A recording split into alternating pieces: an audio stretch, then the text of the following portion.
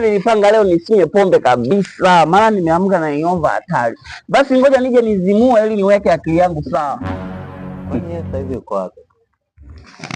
Yupo ndani tu, karudi kalala sasa hivi. Kalewa kalala huko ndani. Hata elewi. Kwa hiyo hata usiku alikopoka leo. Yaani ni kila siku tu hiyo tabia. Yaani ndo mida yake hiyo. Kunywa pombe kama hivyo karudi sasa hivi kalala tu ndani tu.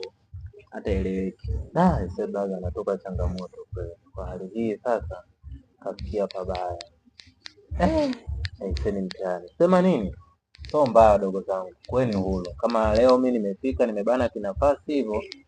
Nimefika hatimaye hapa, najua hilo swala talisevu nitajitahidi mimi niongee naye. Basi ukiona kama vile usumbufu umezidi, nitamchukua niende naye kwangu mimi mwenyewe nikakae naye kwanza kwa muda ili na nyie muwe huru. Yaani hapo ndo kumefanya la maana sana sababu hiyo ni hali ngumu, alafu pia nyie wenyewe inapaswa yeye mwenyewe awasaidie, lakini sasa kwa hali alivyofika atawachanganya nyinyi. Mimi nitaongea naye. Kaka, kwa hapo tutakushukuru sana, utakuwa umetusaidia mahali pakubwa sana kumchukua. Maana tuletea changamoto sana hapa nyumbani. Hiyo haina shida mdogo wangu, nadhani italiweka sawa hilo jambo, litakaa sawa, wala mswaze. Sasa hebu niitie kwanza mara moja na yeye niongee naye hapa kidogo. Labda angalau pombe zitakuwa zishashuka kidogo, labda kichwa kishaamka. Hebu niitie ndani. Ngoja nikakuitie. Sio mdogo wangu. Angalia ndani hata maji nipoze kwa. Haya sawa. Na wewe endelee na shughuli zako. Hilo usio na wasiwasi, mimi nitaongea naye. Haya. Nasikitika tena. Kilio kimerudi. Kaka. Karibu sana bwana. Sasa nishakaribia muda. Karibu sana. Chukua maji hapo. Haina shida. Karibu sana. Karibia bwana. Nashukuru. Nilisikia taarifa zako. Nilisikia, lakini nilikuwa matembezini kidogo. Ndio nikafika hapa nikaambiwa kwamba umekuja. Kwa hiyo karibu sana. Karibia muda tu, tupo na wadogo zangu hapa napiga story zangu muda. Ndio. Naona na wewe ulikuwa umejinyosha ndani huko.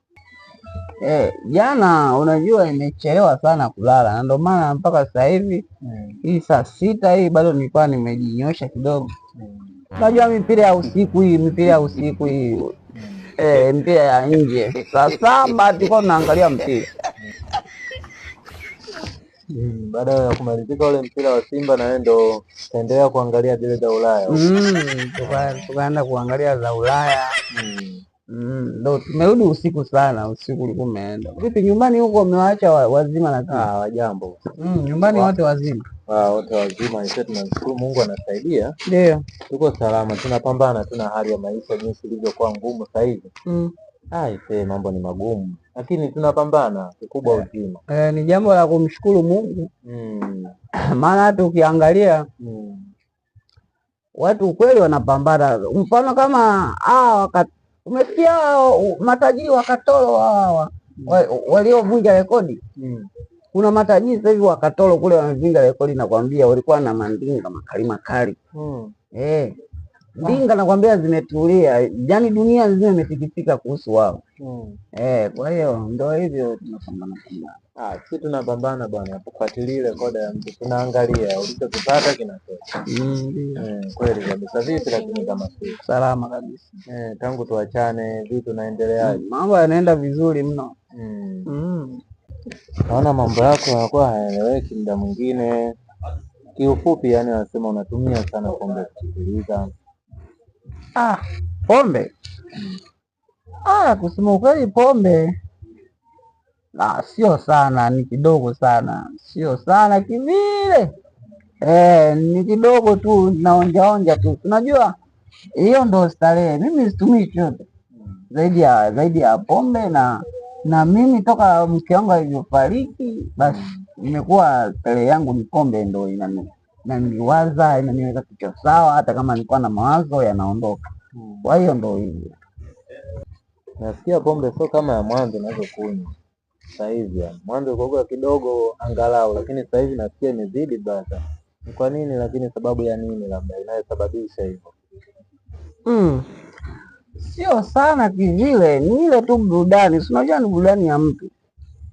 Manake sasa hivi nimechagua kunywa pombe ili mradi maisha yangu yaende, ndo hivyo na ndo starehe yangu, kwa hiyo sio mbaya sana. Na pombe huwezi ukatumia ukiwa kwenye msongo wa mawazo. Najua ukitumia kilevi chochote ukiwa kwenye msongo wa mawazo inakupeleka sehemu mbaya. Pombe itumie ukiwa uko free mwili, yani akili haina changamoto yoyote ya stress. Hasa wewe juzi tumetoka kwenye swala ambalo ni kubwa mno, alafu naingiza pombe. Na kipindi kile nilikwambia jaribu kutulia, haya maswala kwa sisi binadamu ni kawaida. Jaribu kutuliza kichwa, ifanye kuwa busy na mambo yako, piga kazi. Hilo swala litakaa sawa, lakini ulivyojikita kwenye pombe huwezi ukafanya kazi. Kama hapa sasa hivi ulikopo bado umelala, ndo amekuamsha sasa hivi kwa vile kuna mgeni, mimi nimefika. Hata kama ndo muda wa kazi, utaenda kazini kweli saa 6 saa 7 hiyo? Mimi niseme tu kwamba kwanza pombe sasa hivi mimi nimeacha, yaani nimeacha kabisa, na siwezi tena kunywa pombe tena, maana haina faida yoyote kwa upande wangu. Kusema ukweli, ni sawa na kunywa, inanitolea mawazo, ila ikiisha tu mawazo yanarudi pale pale. Kwa hiyo mi niseme tu kwamba mi nimekuelewa, pombe siwezi kunywa tena, sitorudia. Unaongea tu ghafla hivi. Usiku wa leo umelala umelewa, hapa penyewe umeamka special, hata pombe bado iko kichwani, alafu naongea tu ghafla kwamba pombe nitaiaje. Humu hamna pombe humu, yaani nipo mimi kama mimi tu mwenyewe, kwa hiyo humu hamna chochote. Hapo special, hata afya yako imezoefika. Uone kwa pombe inaharibu, na pombe zenyewe hizo kali mnazotumia. Bora ungekuwa unakunywa at least hata bia, lakini double kiki. Cheki afya iliyokuwa mbaya, yani ngozi imenyauka nafsi yangu. Sorry. Kuna mtu ananipigia.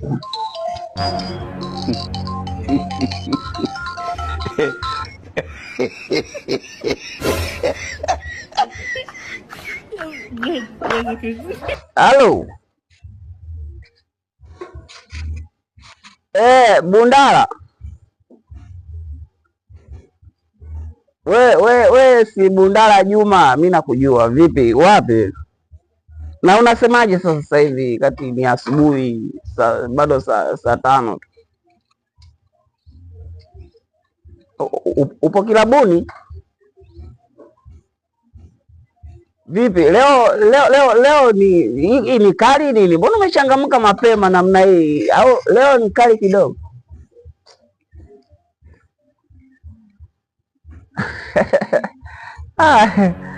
Unapenda sana kunipotosha. Nilipanga leo nisinywe pombe kabisa, maana nimeamka na ing'omba hatari. Basi ngoja nije nizimue ili niweke akili yangu sawa.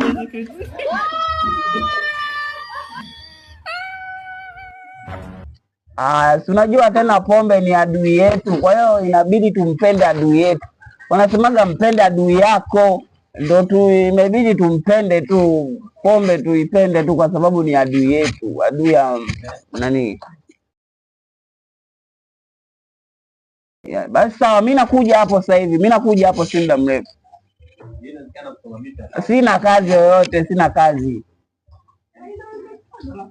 Basi sawa. Kaka, kuna jamaa kanunua bonge, yani kidumu kile, kanunua kidumu cha pombe. Sasa hana kabisa wa kunywa naye, hana kabisa. Mimi nilikuwa naomba nikamsaidie, maana ni mwenyewe hapa siko vizuri, akili yangu haijakaa sawa. Hivyo nikamsaidie ili tu kumuonyesha company. Mbona nikampe company, maana yuko peke yake, ana kidumu kikubwa. Wewe tutakuja tuongee hapo. Hapa sasa hivi unasema nini? Tutakuja tuongee jioni. Jioni, mimi sichelewi kurudi. Mimi naondoka, siwezi kukaa.